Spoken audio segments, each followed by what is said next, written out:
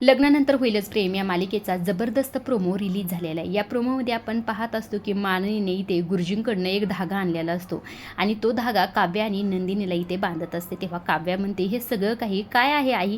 तेव्हा इथे माननी म्हणते, या दिवसात ह्याच गोष्टी केल्याच पाहिजे, कारण तुमच्या बाळाला आणि तुम्हाला नजर लागायला नको. असं म्हटल्यानंतर खरं यांचं बोलणं मागणं विजय आणि वसू ऐकत असतात. तेव्हा खरं तरी ते वसू म्हणत असते, नजर तर लागणार काव्या, सॉरी तुला नाही, तुझ्या बाळाला. तेव्हा इकडनं विजय म्हणत असतो, हो हो अगदी करेक्ट आहे, नजर हटी दुर्घटना घटी, असंच म्हणायचं ना तुम्हाला. तेव्हा वसू म्हणते, अगदी करेक्ट आहे.